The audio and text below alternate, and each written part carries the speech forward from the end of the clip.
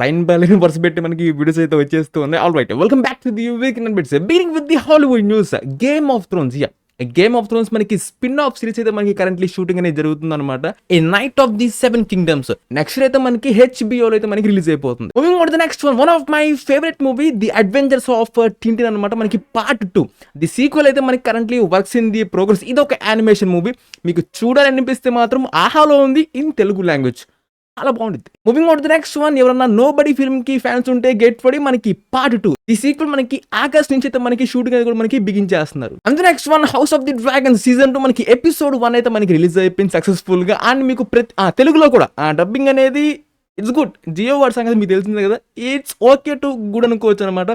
Every Monday కూడా మీకు ఒక్కొక్క ఎపిసోడ్ మీకు రిలీజ్ అవుతూ ఉంటుంది. And the next one, the Bear season 3 మీకు 27th ఆల్ ఎపిసోడ్స్ అయితే మీకు డిజ్నీ ప్లస్ హాట్స్టార్ అయితే మీకు స్ట్రీమింగ్ అవుతుంది.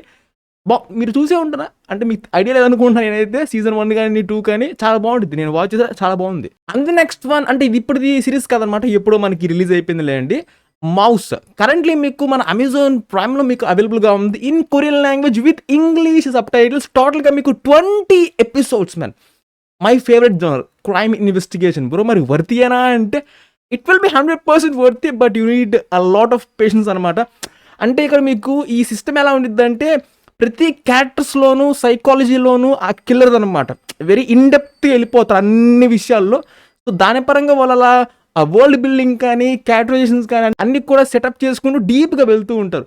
At the same time twist and turns అన్ని కూడా చాలా బాగుంటాయి, దాంట్లో మొహమాటం లేదు. ఎవ్రీథింగ్ విల్ బి వర్తి అనమాట. ప్రతి ఎపిసోడ్ మీకు గంట పైనే ఉంటుంది. సో నేనైతే సింపుల్గా మిమ్మల్ని రోజుకి ఒకటి చూసుకుంటూ వెళ్ళిపోమంటాను, సింపుల్ ఉంటుంది అప్పుడు మీకు కూడా తెలియగా. And coming back to the our news, మీకు ఒక ఇంపార్టెంట్ విషయం అయితే చెప్పాలన్నమాట. నంబర్ 1, ఇప్పుడు మన ఛానల్ ఓపెన్ చేసి మీరు కన్నప్ప టీజర్ రియాక్షన్ కనుక మీరు అబ్జర్వ్ చేస్తే రియాక్షన్ పార్ట్ ఉండదు. నేను నవ్వి ఇంకా రివ్యూ చెప్పిన పార్టీ ఉంటుంది అనమాట. ఏమైందంటే ప్రొడక్షన్ హౌస్ వాళ్ళు మెయిల్ పెట్టారు వీడియో తీసేయమని చెప్పేసి. నేను రియాక్షన్ ట్రిమ్ చేస్తాలేండి, అది మీదే కాబట్టి ఓకే, అది కరెక్టే, అది వాళ్ళది కాబట్టి అందుకని ట్రిమ్ చేసాను అనమాట.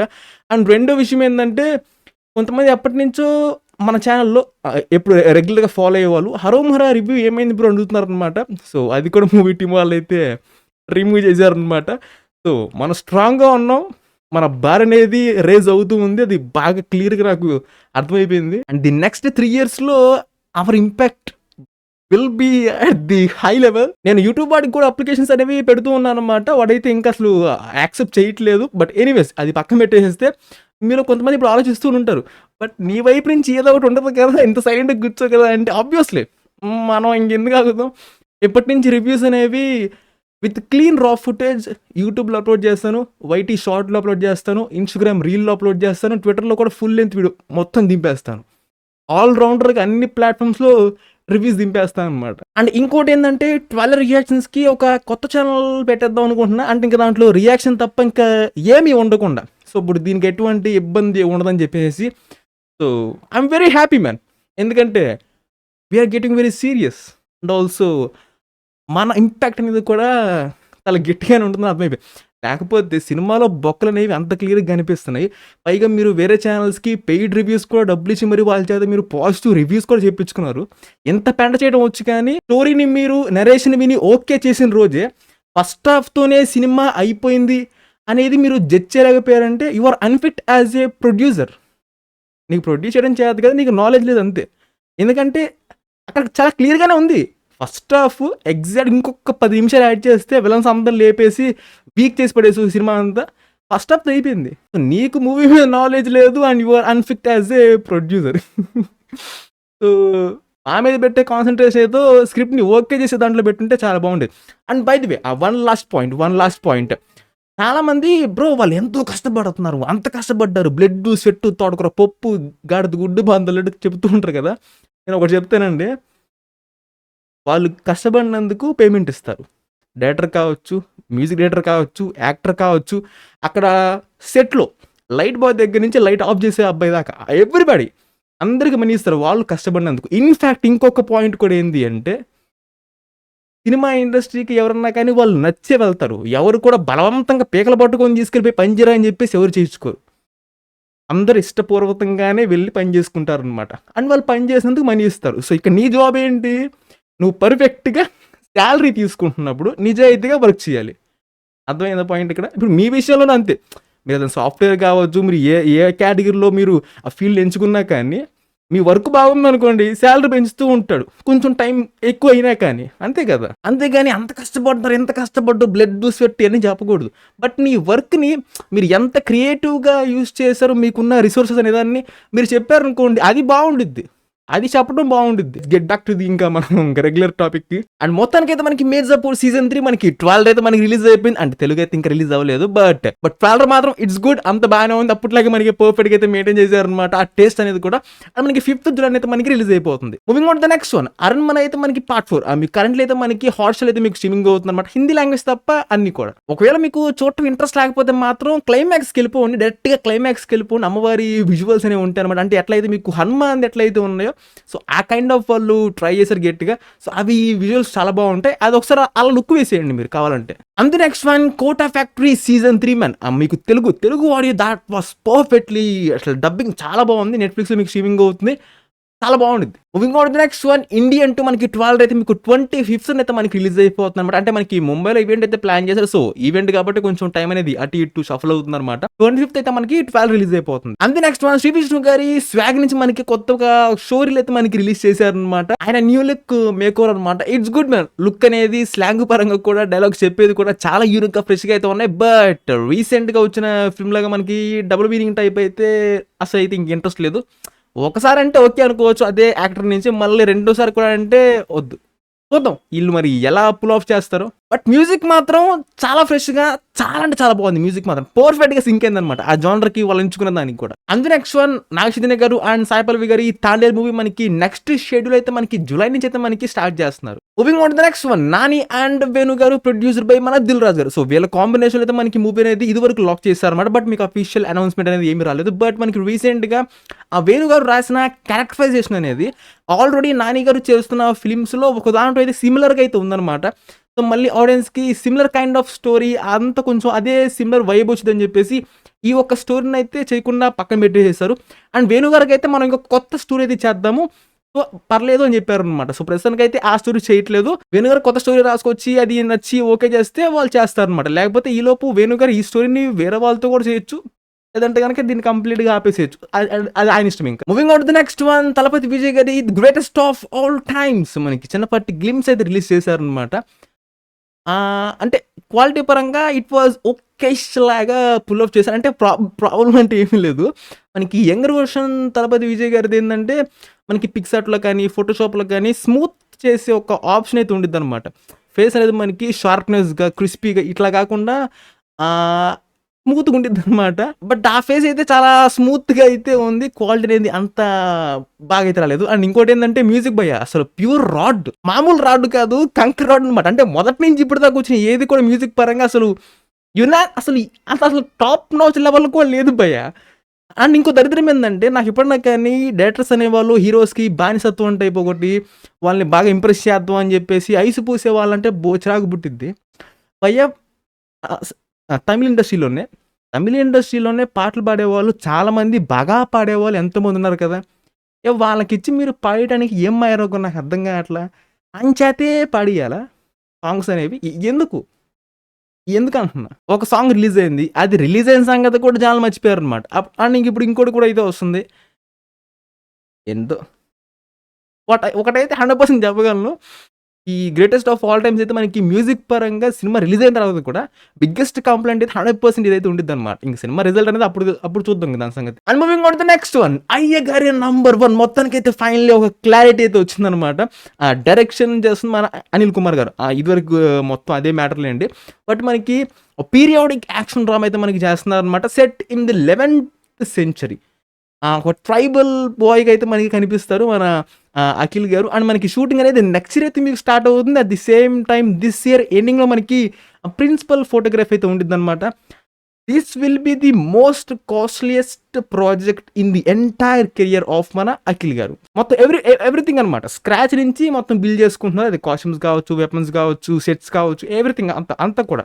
సో ఇంకా ఆ టైంలో నీకు తగ్గట్టుగా. Moving on next one, Devara మనకి ఆల్మోస్ట్ మనకి షూటింగ్ అనేది ఇంకా ఫైనల్ టచ్కి అయితే వచ్చారనమాట. అండ్ మనకి ఇంకా ఆబ్వియస్గా మీకు ఆల్రెడీ ఇన్ఫార్మ్ చేశాను, సినిమా అది మనకి ప్రీపోన్ చేశారని చెప్పేసి 27th అయితే మనకి రిలీజ్ అయిపోతుంది. అండ్ ఓజీ అయితే మీకు నెక్స్ట్ ఇయర్ మనకి సమ్మర్ డ్యూరేషన్ ఆ టైంలో అయితే మనకి రిలీజ్ అవుతుంది. అంటే అసలు జనరల్గా నేను అంటే ఇప్పుడు మనకి ఎలక్షన్లు అయిపోయినాయి కదా, సో ఎమ్మటనే వచ్చేసి ఆ 20 days షూటింగ్ అనేది ఫినిష్ చేసుకొని వెళ్ళిపోతారని అనుకున్నా. అండ్ ఈలోపు ఇంక వీళ్ళు 27th రిలీజ్ చేస్తారేమో అనుకున్నా. అస్సలు షూటింగ్ స్టార్ట్ చేసేటట్టు కూడా ఏమి కనిపించట్లేదు.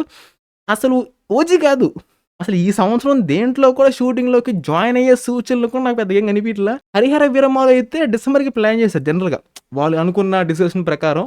ఇప్పుడైతే అసలు అది కూడా కనిపించలేదు. Moving on the next one, Chiranjeevi గారి విశ్వంబర మనకి వాటర్ బ్యాక్ డ్రాప్ అయితే మనకి సెట్స్ అయితే వేసారనమాట అన్నపూర్ణ స్టూడియోస్ లో. మనకి అక్కడ మనకి ఫైట్ సీక్వెన్స్ అయితే మనకి షూట్ చేస్తున్నారు. అండ్ ఈ ఒక కంప్లీట్ షెడ్యూల్ మనకి దాదాపుగా 30 days అయితే ఉండిద్ది. అండ్ ఇంక్లూడింగ్ మనకి టాకీ పార్ట్ కూడా. And moving on the next one, game changer. ఇది కూడా మనకి ఆల్మోస్ట్ ఇంక ఫైనల్ టచ్కి అయితే వచ్చారనమాట. రామ్ చరణ్ గారిది అసలు ఇంకా రామ్ చరణ్ గారిది ఇంకా మొత్తం అయిపోయింది. సముద్రగని గారితో ఒక చిన్నపాటి సీన్ అయితే ఉందన్నమాట. అండ్ రిమైనింగ్ చిన్నపాటి ప్యాచ్ వర్క్ అయితే ఉంది. ఒక 10-15 days మనకి అయిపోతుంది. Moving on the next one, Allu Arjun గారు అండ్ అట్లీ గారి కాంబినేషన్లో వస్తున్న మూవీ. అంటే మనకి అనౌన్స్మెంట్ రాలేదులేండి, బట్ మనకి ఆ మూవీ అయితే చేయట్లేదు అనమాట. ఇద్దరు కూడా క్రియేటివ్ డిఫరెన్సెస్ ప్రస్తుతానికైతే చేయట్లేదు మూవీ అనేది.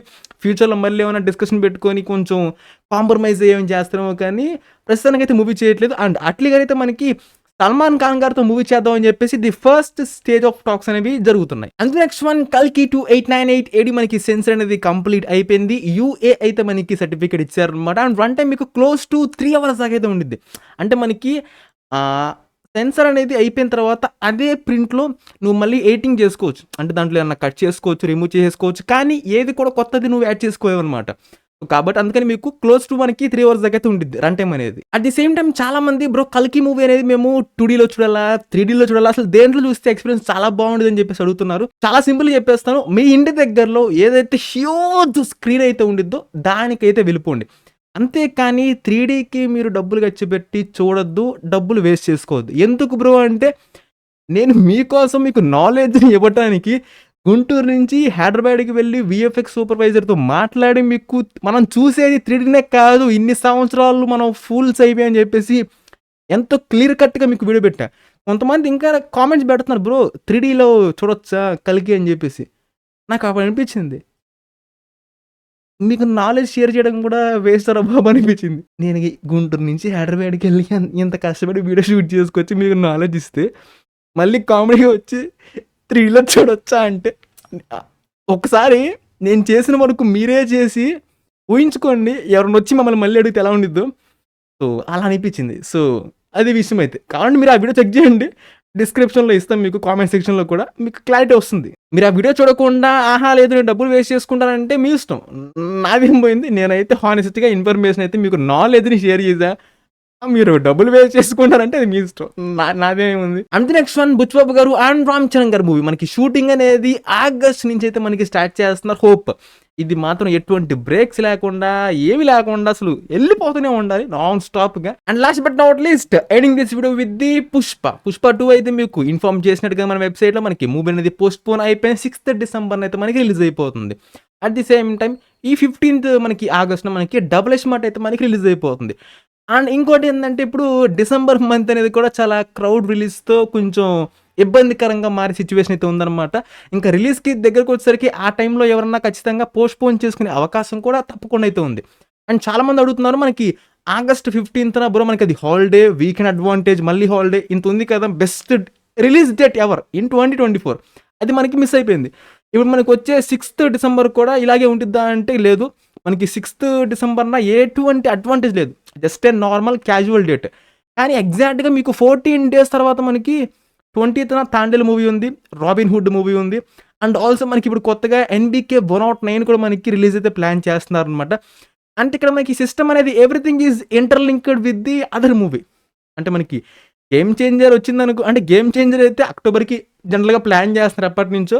అది అనౌన్స్‌మెంట్ చేస్తే ఇబ్బంది లేదు. ఒకవేళ వాళ్ళు బై చాన్స్ మేము అక్టోబర్‌కి రావట్లేదంటే క్రిస్మస్‌కి వచ్చారంటే క్రిస్మస్‌కి ఉన్న మూవీ అనేది మళ్ళీ అక్టోబర్‌కి షిఫ్ట్ అయిద్దనమాట. సో, ఇలా చేసే అవకాశం కూడా ఉంది. అండ్ ప్రాబ్లమ్ ఏంది అంటే థియేటర్స్ కౌంట్ అనమాట. ఎమ్మటే మనకి నెక్స్ట్ మనకి సంక్రాంతి వచ్చేస్తుంది.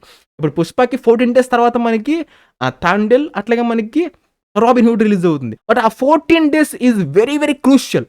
ఎంత మ్యాక్స్ లాగేస్తే అంత వాళ్ళకి బెస్ట్ అనమాట. సో, ఈ 2 కూడా మనకి టాక్స్ బాగున్నాయి అనుకోండి మంచిగా. సో, థియేటర్స్ పరంగా 'పుష్పకి' తగ్గుతాయి అనమాట. అండ్ ఇంకోటేందంటే అడ్వాంటేజ్ కూడా ఉండిద్ది మళ్ళీ. ఆ 2 మూవీస్‌కి టాక్ బాలేదనుకోండి, థియేటర్స్ అనేవి అంతా మనకి స్టడీగా మెయింటైన్ అవుతూ ఉంటాయి. ఒకటి టాక్ బాగొస్తే అప్పుడు కూడా ఇబ్బందికరంగా ఉండదు. ఒకవేళ మనకి ఇవన్నీ కాకుండా మళ్ళీ మనకి 'బాలకృష్ణ' గారి సినిమా వచ్చిందనుకోండి, థియేటర్స్ మనకి హ్యూజ్‌గా ఇబ్బందికరంగా అయితే మారిద్ది. అప్పుడు కూడా మళ్ళీ మనకి 20థ్‌న కదా రిలీజ్ అయ్యేది. జస్ట్ ఒక 20 డేస్‌లో సంక్రాంతి వచ్చేస్తుంది. థియేటర్స్ మొత్తం ఒక్కసారిగా షఫుల్ అయిపోతాయి. సో, 'పుష్పకైతే 100% ఎంతో కొంత అయితే కొంచెం అంత నష్టమైతే జరిగిద్దనమాట. ఎలా అనుకున్నా కానీ. బట్ ఆ 14 days is very very crucial. ఎంత మ్యాక్స్ లాగేస్తే అంత వాళ్ళకి బెస్ట్ అనమాట. సో, చూద్దాం డిసెంబర్‌లో ఎలాంటి సర్కస్ అనేది జరిగిద్దో. కొంచెం రిలీజ్ దగ్గరకొచ్చేసరికి మనకి మ్యాటర్ బాగా అర్థమైపోద్ది. Well probably that's all for the weekend updates man. And yup that's it. Subscribe if I enjoy it and I'll catch you on the next one.